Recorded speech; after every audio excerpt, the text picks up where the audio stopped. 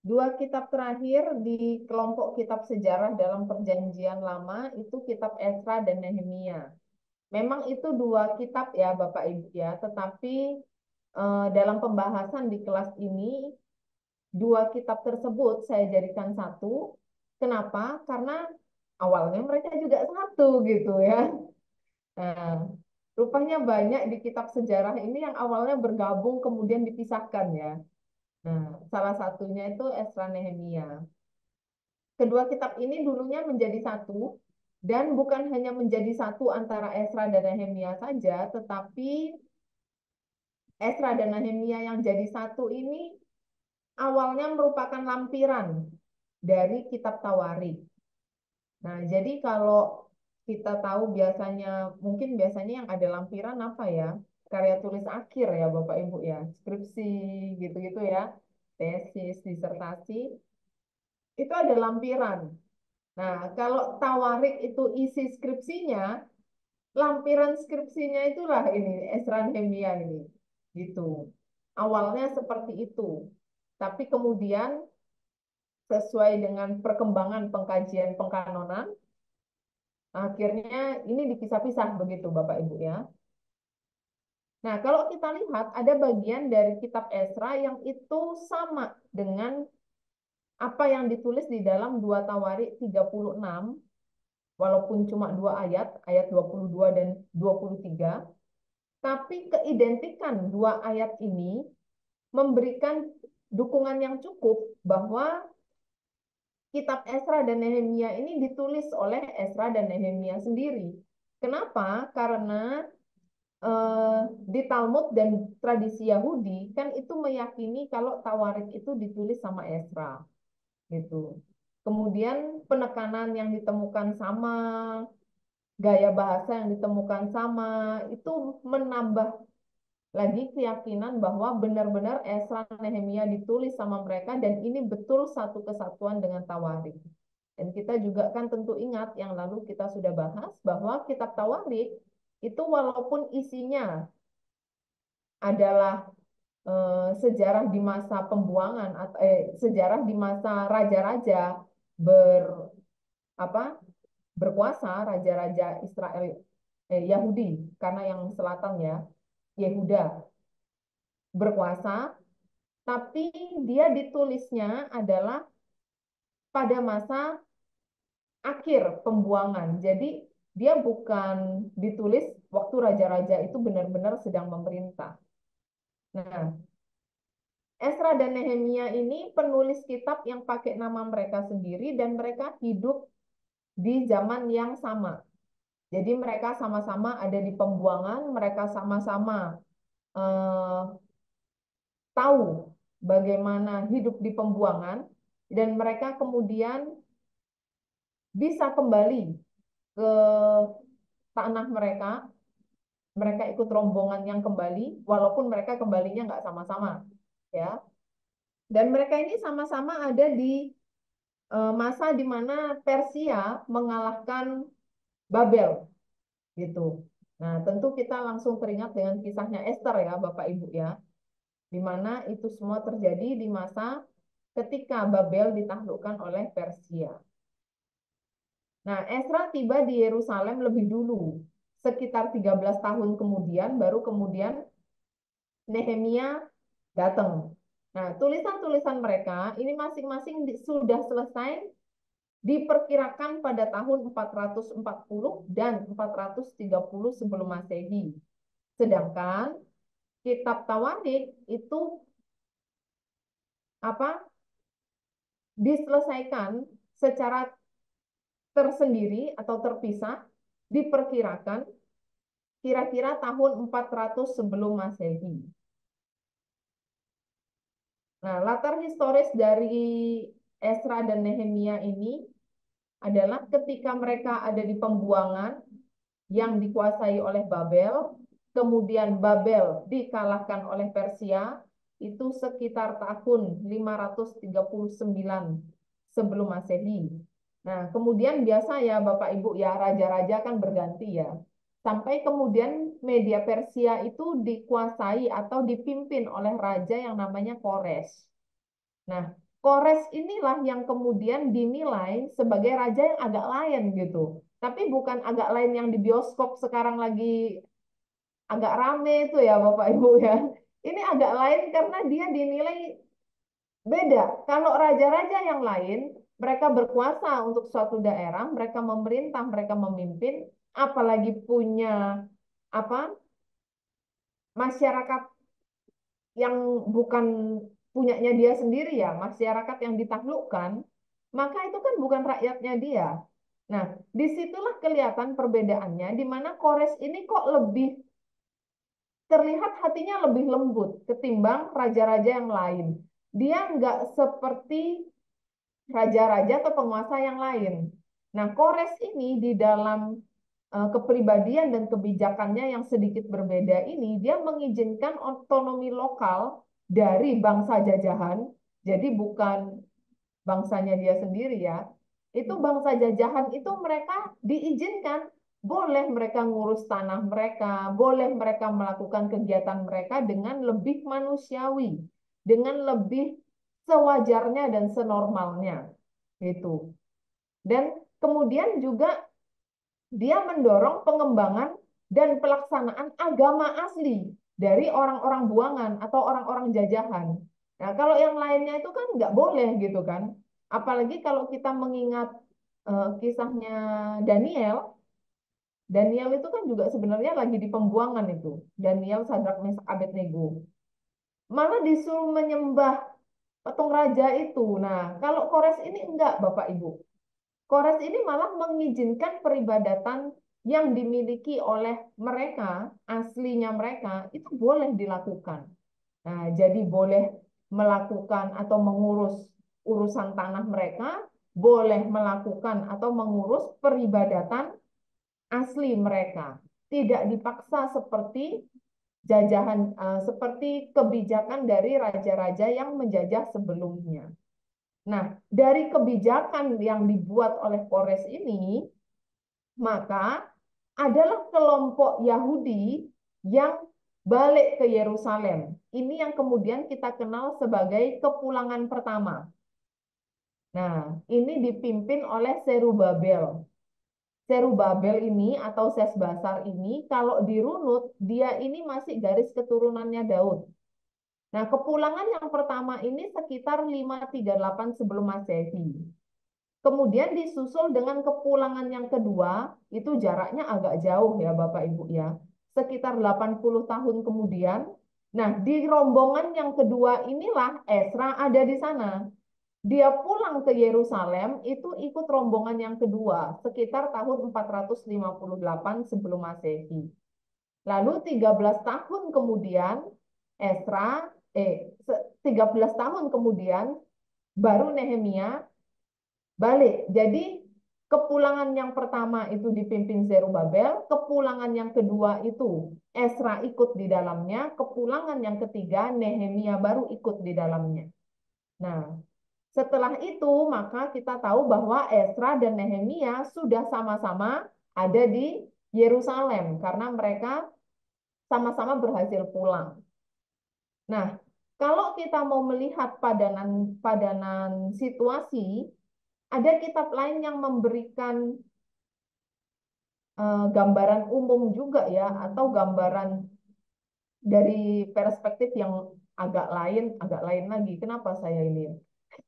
Perspektif yang berbeda itu dari Hagai dan Zakaria. Nah, kedua nabi ini cukup memberikan keterangan tentang zaman di mana Esra dan Nehemia ada. Kemudian kitab Maleakhi itu memberikan keterangan tentang kondisi secara umum di Palestina waktu Esra dan Nehemia belum datang ke sana, belum balik. Nah, jadi Bapak Ibu kalau kita membaca kitab-kitab di Alkitab, saya sempat menyinggungnya di awal-awal pertemuan bahwa sebenarnya kitab nabi-nabi, baik nabi besar ataupun nabi kecil, itu memang dinamai sesuai dengan nabi yang melayani. Tetapi masa pelayanan mereka itu semuanya ada di masa kitab sejarah. Jadi nggak heran kalau apa yang ada di kitab Hagai dan kitab Zakaria itu ada di zaman Esra Nehemia. Berarti mereka melayani di zaman yang sama. Kemudian kalau di Maleaki itu menggambarkan Palestina di zaman sebelum Esra dan Nehemia datang, tapi berarti kan juga masa-masa itu. Nah, itu berarti mereka ada di masa yang sama. Termasuk ketika awal saya sempat sharingkan nabi-nabi mana yang melayani di zaman siapa dan di Israel Utara atau di Selatan. Nah, jadi dengan demikian kalau kita mau dapat gambaran yang lengkap dari peristiwa-peristiwa sejarah, dari pelayanan nabi-nabi, itu ada baiknya kita membaca kitab-kitab lain. Nah, seperti ini rupanya Esra dan Nehemia ini background historisnya bisa dipahami juga melalui kitab Hagai dan Zakaria. Demikian juga nanti kalau Bapak Ibu belajar tafsir nabi-nabi ya Bapak Ibu ya. Kalau kita hanya fokus kepada nabi-nabinya itu saja, mungkin kita hanya mendapat berita nabinya. Nah, tapi kalau mau tahu latar belakang historisnya loh, kenapa ya nabi ini sampai ngomong kayak gini? Loh, kenapa ya waktu itu Tuhan meminta nabi ini melakukan ini dan apa? Menyampaikan berita ini. Nah, itu bisa lengkap kalau kita ketemukan tahun pelayanannya, kemudian di Israel lagi lagi terjadi apa. Nah, itu dapatnya di kitab sejarah. Secara umum, kitab Esra terbagi menjadi dua periode waktu, di mana ada rentang waktu yang cukup panjang, sekitar 60 tahun, antara pasal 1 dan 6 dengan pasal 7 sampai 10. Jadi paruhan pertama, pasal 1 sampai 6, itu sudah kejadian, kemudian baru peristiwa ada jeda waktunya dulu, baru kemudian peristiwa di pasal 7 sampai 10 gitu. Jadi walaupun ini ditulis dalam kitab yang sama, mereka bukan yang satunya sekarang, satunya besok, Bapak Ibu. Nah, kenapa begitu? Karena kita tahu sendiri kepulangannya aja jaraknya lama. Kepulangan pertama ke kedua 80 tahun, kepulangan kedua ke kepulangan ketiga 13 tahun. Jadi di situ saja kita bisa tahu bahwa walaupun judulnya sama-sama pulang ke Yerusalem, tapi mereka bukan seminggu 2 minggu gitu ya. Mungkin kalau nyari tiket pesawat sekarang tuh tiketnya penuh Bapak Ibu, jadi ketunda kepulangannya ya. Tapi ini ketundanya agak lama. Ya, kemudian bagaimana Esra menghadapi dan atau ada di dalam perkembangan agama Yahudi yang kemudian kita kenal dengan sebutan Yudaisme. Nah, sebagai akibat dari serangan orang Babel pada tahun 500-an sebelum Masehi itu, keluarga Daud dan kerajaan Yehuda kan hampir dihapuskan. Sedangkan bait suci juga roboh, Yerusalem juga roboh temboknya. Nah, orang Yahudi yang ada di pembuangan dengan pimpinan Yehezkiel merenungkan malapetaka itu dan menafsirkan ini sebagai murka Allah atas mereka. Jadi sebenarnya mereka ini tahu Bapak Ibu, Allahnya lagi marah. Makanya kita ini diserang Babel dan dihancurkan. Mereka tahu keadaan itu. Nah, kemudian di dalam kesadaran itu bahwa mereka sedang menghadapi murka Tuhan, mereka ini ada di bawah kekuasaan Babel yang kemudian pindah ke Persia juga itu karena Tuhan menghukum mereka. Nah, maka jelas diperlukan satu penyatuan baru supaya mereka nggak kehilangan identitas sebagai suatu bangsa. Karena mereka ada di pembuangan ini. Kalau nggak ada yang menyatukan kembali, kalau nggak ada yang mengikat kembali, nanti mereka kehilangan identitas. Maka titik penyatuan itu ditemukan dalam kesetiaan mereka kepada Taurat dan apa-apa yang diperintahkan untuk dilakukan di dalam Taurat. Dalam hal ini, khususnya yang awal sekali mulai ditegakkan adalah praktek hari Sabat dan sunat. Nah, sesudah mereka kembali dari pembuangan, mereka berusaha dikembalikan ke praktek Taurat itu tadi, bait suci dipulihkan, mereka punya tempat beribadah lagi, mereka kembali menjadi bangsa yang teokrasi, walaupun yang tadinya besar sekarang jadi kecil karena hanya sisa-sisanya saja. Nah, tapi keberadaan bait suci itu sendiri dan pengembalian fokus kepada Taurat itu sendiri belum berhasil mencapai puncaknya, Bapak Ibu. Karena pada masa-masa itu semangat mereka untuk melakukan hukum Taurat itu ya biasa-biasa aja gitu ya, dilakukan ya iya gitu. Mereka tahu itu penting ya tahu, harus dibikin ya dibikin, tapi bukan pakai greget yang maksimal gitu. Sampai kemudian Esra datang, Nehemia datang, baru ada pembaruan yang dikerjakan oleh dua tokoh ini. Dalam hal pembaruan itu, Nehemia lebih berperan kepada pemimpin secara politik dan ekonomi, sedangkan Esra lebih berperan dalam kepemimpinan secara keagamaan, kerohanian, dan moral. Jadi kalau kita ingat kepada zaman raja-raja, ketika raja itu memimpin secara politik dan ekonomi, kemudian ada nabi yang Allah kirim, Allah perintahkan untuk memberikan arahan secara keagamaan dan moral. Nah, kurang lebih ini seperti itu, Bapak Ibu. Jadi Esra ini yang lebih mengarahkan hal-hal yang teknis politik, ekonomi, sosial kayak gitu. Esra ini keagamaan. Nah, pembaruan yang dilakukan oleh Esra sebagai pimpinan keagamaan itu dimulai dari kecintaan kepada Taurat atau kembali kepada Taurat. Apa yang Esra uraikan di dalam kitab itu, pasal 8, Nehemia 8 ayat 1 sampai 8 itu memang bukan suatu hal yang baru Bapak Ibu, karena dia nggak menciptakan atau menulis hukum yang baru, dia nggak menciptakan atau menulis perintah-perintah yang baru, dia hanya memulai suatu kebiasaan yang baru, di mana Taurat itu tidak hanya menjadi sebuah kitab undang-undang saja, tetapi sebuah pedoman yang menyinggung setiap aspek kehidupan masyarakat. Jadi dia membuat Taurat itu sedemikian rupa sehingga tidak lagi hanya harus ini, harus ini, harus ini, harus itu, nggak boleh ini, nggak boleh itu, nggak boleh ini, nggak boleh itu, nggak cuma begitu. Tapi dibuat lebih mendarat dan mendekat kepada kehidupan mereka. Setiap perintah yang ada di Taurat itu dikembangkan dengan membuat penguraian-penguraian, baik bentuk lisan maupun tertulis. Nah, dengan cara itu, Esra membuat Taurat ini semakin dekat dan semakin mendarat bagi kehidupan Israel waktu itu. Dan akhirnya Esra bisa dikenal atau dijuluki ya sebagai Bapak Yudaisme karena dia seperti membangun suatu budaya atau menghidupkan kembali budaya keagamaan Yahudi.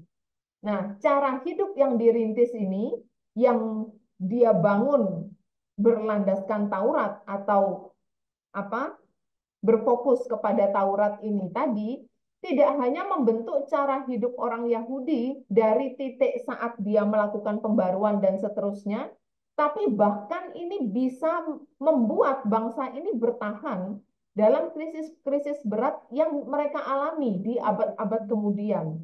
Nah, dari sini kita bisa lihat Bapak Ibu, pembaruan yang Ezra kerjakan secara spiritual itu dampaknya nggak cuma sesaat, apa yang dia kerjakan dengan membuat Taurat itu lebih mendarat, dengan membuat Taurat itu lebih kena dengan kehidupan sehari-hari, itu menjadikan lebih langgeng ya.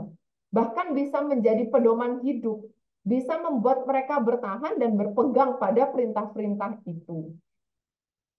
Jadi kalau kita mau belajar dari apa yang Ezra lakukan ya, maka mari kalau kita mau buat orang cinta sama firman Tuhan, itu jangan jadikan firman Tuhan kayak harus ini, harus ini, harus ini, nggak boleh itu, nggak boleh itu, nggak boleh itu. Tapi kita ketemukan dengan kehidupan manusia, kita pertemukan dengan kebutuhan manusia. Nah, maka di sana firman itu hidup, Bapak Ibu. Firman itu nggak jadi buku pedoman atau apa buku undang-undang ya, yang cuma memperkenalkan kita harus begini dan kita nggak boleh begitu. Tapi dia akan lebih berbicara atau lebih hidup ketika dia langsung terkait dengan apa yang terjadi dalam realita yang kita hadapi.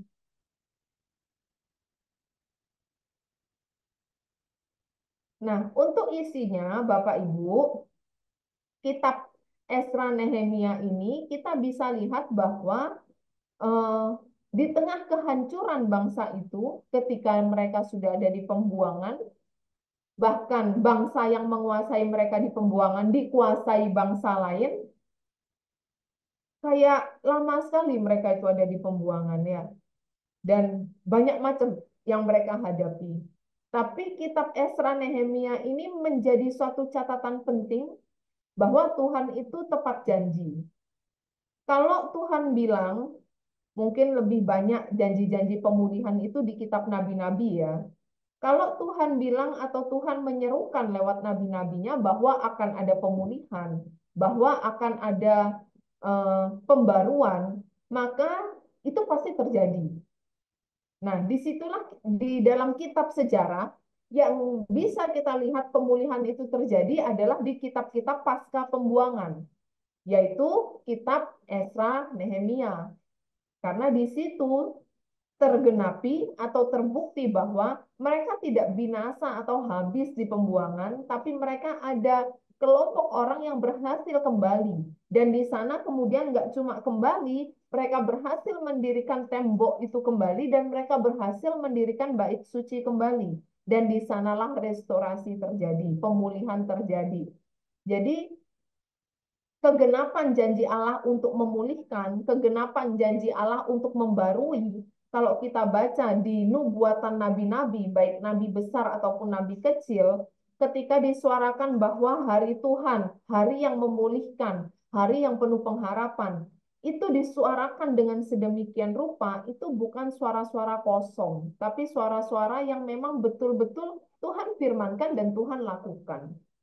Dari sini kita bisa belajar bahwa hukuman Tuhan itu sebenarnya bukan karena apa ya, Tuhan marah dan kemudian tidak ada pengampunan.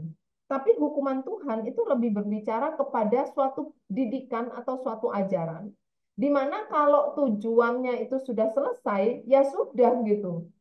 Nah, dari sini juga kita belajar Bapak Ibu bahwa sebaiknya kalau kita marah ya, atau melakukan hukuman atau pendisiplinan, atau melakukan suatu hal yang memberi efek jera, itu sebaiknya kita mengikuti nilai moral yang ada pada Tuhan, yaitu moral tertinggi kan Tuhan punya ya, bahwa kita harus kembali.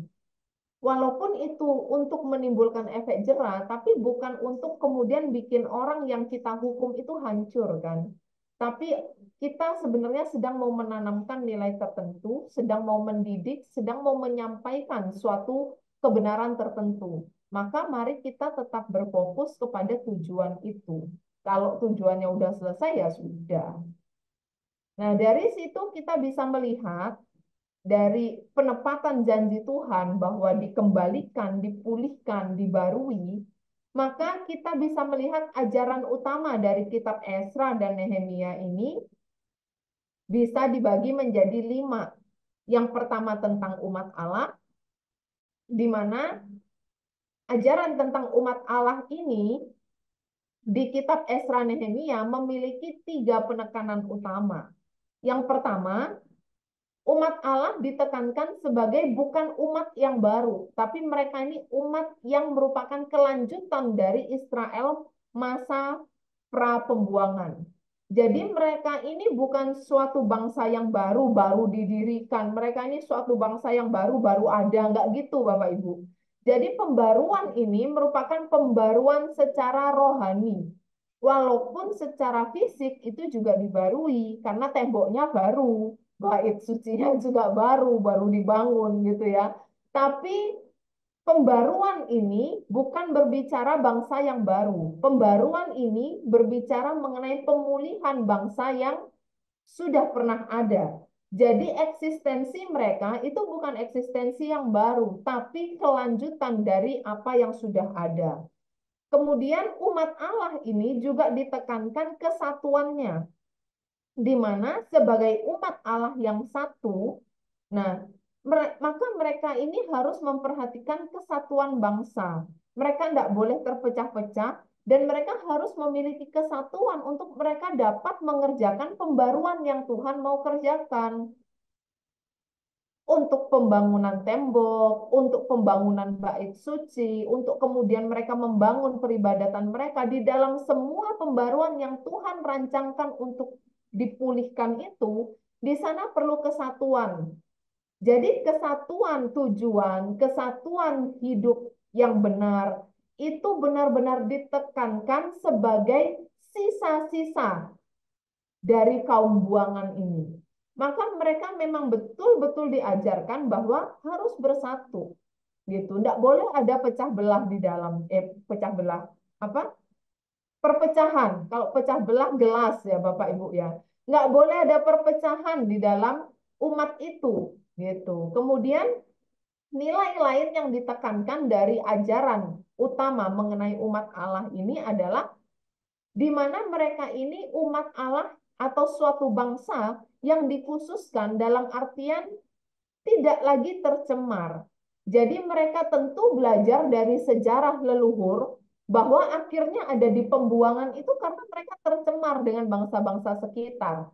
Ketika kita mundur lagi ke Yosua, hakim-hakim dan selanjutnya, ketika semua itu tidak berhasil ditaklukkan, masih ada bangsa-bangsa di sekitar yang nggak ditaklukkan, itu mencemari mereka.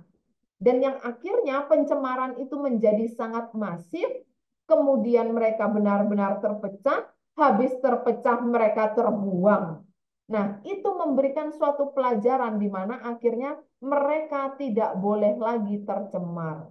Dan di situ kita bisa lihat Bapak Ibu, akhirnya keyahudian ini menjadi suatu hal yang kuat, yang kemudian kita kenal sebagai gaya hidup Yudaisme, itu menjadi suatu hal yang kuat kayak benar-benar tradisinya dijaga, ya, praktek-prakteknya dijaga, dilakukan sedemikian rupa. Itu kalau ditarik sangat mundur, maka pembaruannya itu di zaman pasca pembuangan ini, gitu, ditekankan, ditanamkan kembali. Nah, dan dari pasca pembuangan ini, mereka berhasil menjadi bangsa yang nggak tercemar. Mereka nggak terpengaruh dengan bangsa-bangsa yang hidup di sekitar. Bahkan kalau kita baca, justruan ada bangsa-bangsa sekitar yang menjadi tertarik dengan mereka. Dalam artian tertarik itu mau bergabung. Nah, di situ kita bisa lihat bahwa ketika umat itu kembali kepada Allah dan melakukan apa yang Allah mau untuk mereka lakukan, itu punya daya tarik sendiri. Di mana akhirnya dunia atau sekitar itu melihat ada suatu hal yang spesial dari bangsa ini. Mungkin kita bisa ingat kepada kehidupan gereja mula-mula ya, kalau di kitab Perjanjian Baru. Nah, kehidupan gereja mula-mula kan juga begitu. Ditulis bahwa akhirnya banyak orang tertarik gitu. Kemudian hal lain yang kedua dari ajaran kitab Ezra Nehemia ini selain umat Allah, yang kedua adalah ibadah dalam bait suci. Jadi ketika bait suci itu berhasil dipulihkan, maka ajaran utama mengenai ibadah dalam bait suci ini juga merupakan penekanan penting. Kenapa? Karena mereka sedang dikembalikan kepada praktek keagamaan yang semula. Mereka sedang ditarik untuk melihat kepada kehidupan praktek keagamaan yang mula-mula, di mana ketika bait suci yang pertama itu berhasil dibangun, maka kita mundur ke zaman Salomo, itu terjadi suatu pembaharuan kerohanian, itu terjadi suatu greget rohani yang baru. Nah, itu seperti diingatkan dan dikumandangkan untuk kemudian hidup kembali, Bapak Ibu. Sudah ada bait suci, maka peribadatan yang penuh dengan cinta kepada Tuhan itu mau dihidupkan kembali. Kemudian yang nggak kalah penting dengan peribadatan, maka kehadiran kitab suci. Pentingnya kitab suci ini juga menjadi ajaran utama dari kitab Esra Nehemia, karena mereka lagi-lagi setelah dari pembuangan, yang kita tahu raja-raja yang sebelum Kores itu nggak mengizinkan praktek keagamaan itu dilakukan.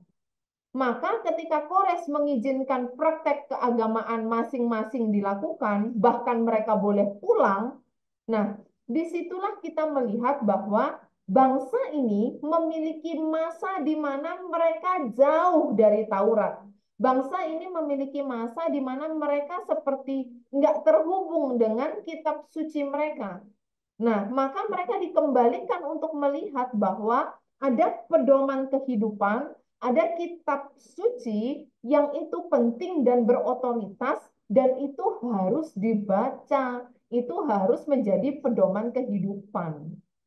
Nah, kemudian ajaran utama lain dari kitab ini selain tiga hal tadi adalah doa.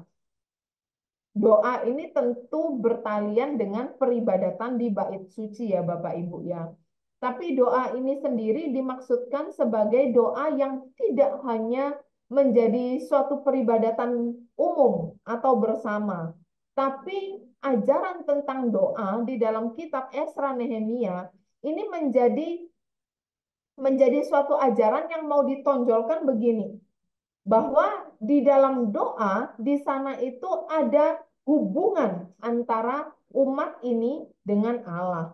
Bahwa di dalam doa di situ ada suatu uh, pembaruan yang terjadi, karena ketika doa hati umat itu kembali atau tertuju kepada Allah, dan Allah memberikan suatu pemulihan, Allah memberikan suatu pemeliharaan dan sebagainya. Jadi doa di sini tidak dilihat hanya sebagai suatu hal yang umum, tapi juga dilihat segi personalnya, di mana setiap orang memang harus dihubungkan kembali dengan Tuhan. Kemudian tema atau ajaran utama terakhir dari kitab Esra Nehemia adalah kasih karunia Allah. Di mana kita tahu bahwa semarah-marahnya Tuhan, semurka-murkanya Tuhan, lalu mereka dikasih di pembuangan, itu adalah marah yang mendidik, yang di dalamnya tentu masih ada kasih karunia Allah. Dan kasih karunia itulah yang kemudian menghidupkan mereka kembali, mereka bisa dipulihkan, mereka bisa dibarui, mereka masih menjadi umat pilihan Allah. Nah, disitulah kasih karunia itu bisa dilihat. Dan kembalinya mereka ke tanah perjanjian, berhasilnya dipulihkan tembok dan bait suci di tanah perjanjian atau di Yerusalem, itu juga merupakan salah satu bukti kasih karunia Allah kepada Israel. Garis besar kitab ini, Esra Nehemia, itu kita bisa lihat seperti ini Bapak Ibu. Yang pertama, kitab Esra mencatat tentang kepulangan bangsa ini, kepulangan yang pertama. Nah, itu di Esra 1 dan 2. Kemudian pembangunan kembali bait suci, Esra 3 dan 4. Pembangunan bait suci selesai, Esra 5 dan 6. Kepulangan Esra ke Yerusalem, Esra 7 dan 8, kemudian dilanjutkan atau ditutup dengan pembaruan oleh Esra. Sedangkan kitab Nehemia itu dimulai dengan kepulangan Nehemia ke Yerusalem, dilanjutkan dengan pembangunan tembok Yerusalem. Kemudian di sana diceritakan bahwa sempat terjadi masalah ketika pembangunan itu dilakukan. Nah, masalah-masalah ini ada yang dari dalam dan ada yang dari luar bangsa ini. Tapi meskipun demikian, pembangunan tembok itu bisa diselesaikan. Nah, kemudian setelah bait suci selesai, mereka ada di sana, tembok selesai, maka ada suatu pembaruan perjanjian antara umat itu dengan Allah. Yang kalau kita lihat, kita mundur lagi, saya pernah bahas mengenai bentuk perjanjian, hubungan perjanjian antara Allah dengan Israel. Itu ya, yang dimulai dari perjanjian Sinai, yaitu pada masa Musa. Nah, kemudian ditutup dengan masalah-masalah dari dalam. Ya, walaupun semuanya sudah selesai, tapi bukan berarti masalahnya habis ya Bapak Ibu. Masalah-masalah tetap ada, tetapi yang bagusnya adalah pasal 13 dari kitab Nehemia ini ditutup dengan pembaruan-pembaruan akhir yang dikerjakan oleh Nehemia. Jadi di sana menunjukkan bahwa dalam pergulatan yang mereka hadapi setelah mereka kembali dari pembuangan, masih bisa dilihat bahwa pembaruan demi pembaruan itu tetap terus dikerjakan dan tetap terus terjadi. Mari kita memetik sedikit pelajaran dan mengambil beberapa atau poin-poin untuk kita refleksi dalam kehidupan pelayanan kita melalui apa yang Nehemia dan Esra kerjakan atau dari dua kitab yang mereka tulis ini. Nah, Bapak Ibu, kita bisa lihat bahwa dalam pelaksanaan pekerjaan Tuhan itu seringkali ada hambatan, ada masalah, ada perlawanan. Tapi kita bisa lihat bahwa ketika hamba-hamba Tuhan atau orang-orang yang Allah bangkitkan itu memiliki keteguhan hati melawan atau menghadapi masalah yang terjadi itu dengan tegas dan tetap berpedoman kepada firman, maka masalah atau perlawanan itu pasti dapat terselesaikan. Dan pekerjaan yang Allah rancangkan itu dapat dilakukan. Nah, maka belajar dari kesalahan-kesalahan bangsa Israel yang lalu, yang pada masa sebelum pembuangan, nah, kita mesti melihat bahwa kita jangan kayak gitu ya. Belajar bukan berarti kita menjadi serupa kan, tapi karena itu contoh yang kurang pas, maka belajarnya kita jangan kayak gitu. Tapi kita mau belajar bahwa kita mau jadi umat yang bisa senantiasa dibaharui. Kita mau jadi umat yang respon kepada apa yang Allah perintahkan atau firmankan. Karena awal pembuangan itu terjadi ketika mereka jatuh, ditegur, tapi balik lagi. Ditegur, tapi balik lagi. Gitu. Jadi nggak bertobat sungguh-sungguh Bapak Ibu. Akhirnya ya puncaknya di pembuangan itu. Maka dari situ kita belajar bahwa ayo kita tidak menjadi bangsa yang seperti itu, gitu ya.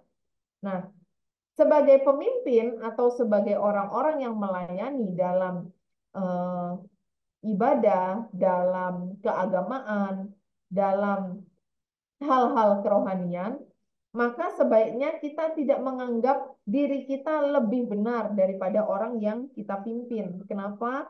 Karena kita masih sama-sama manusia, Bapak Ibu. Gitu. Kita masih sama-sama manusia yang masih sangat mungkin melakukan salah, yang masih sangat mungkin terdapat kekurangan dalam diri kita, karena kita kan tidak sempurna.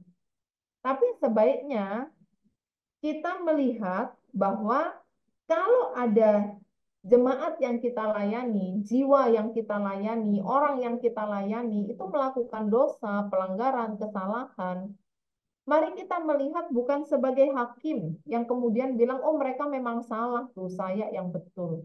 Enggak, tapi kita turut mengambil bagian dalam pembenahan, di mana kita bukan menghakimi mereka, kita bukan menyudutkan mereka dan memandang mereka lebih rendah secara macam-macam ya, tapi kita mari membawa mereka kepada suatu jalan jalan apa kehidupan yang lebih baik.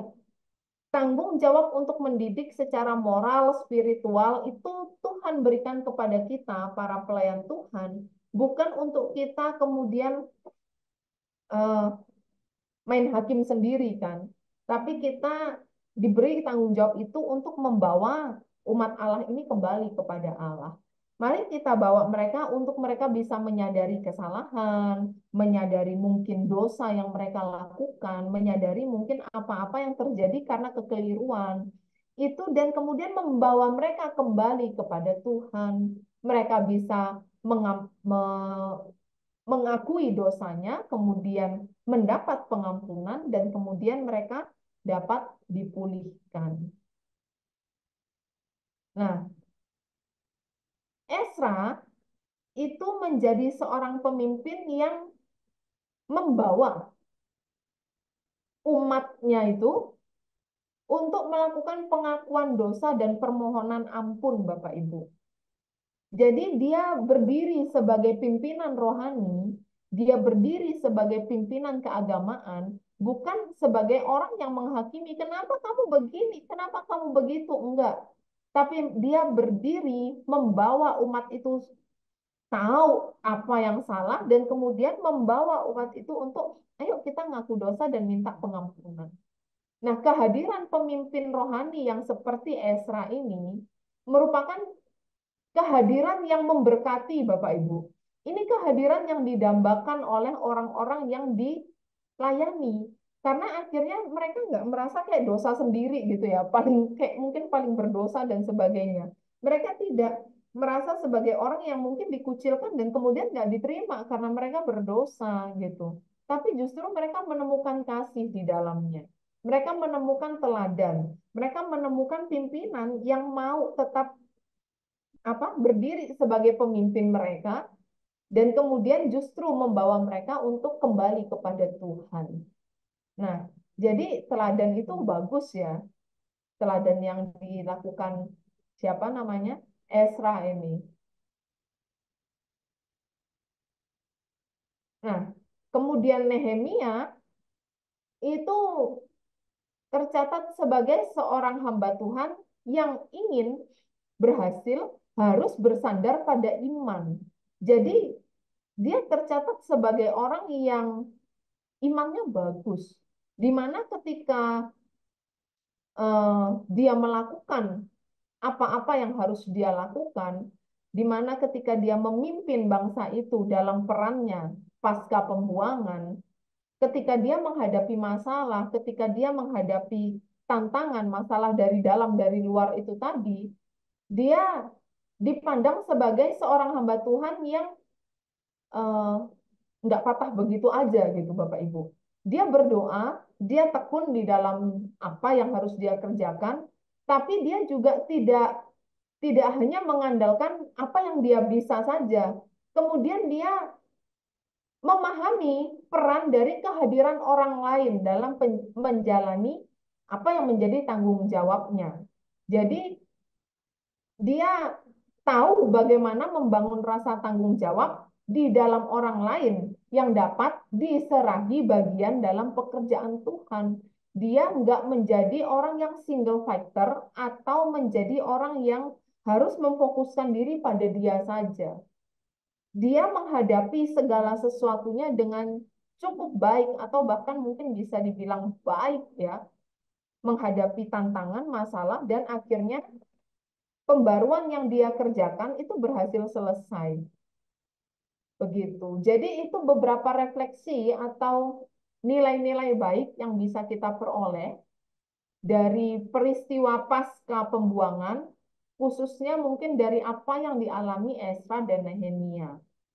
Begitu kira-kira dua kitab terakhir kita, Bapak Ibu. Silakan jika ada interaksi, jika ada hal-hal yang ingin dibahas, boleh Pak Valen, silakan. Terima kasih, Bu.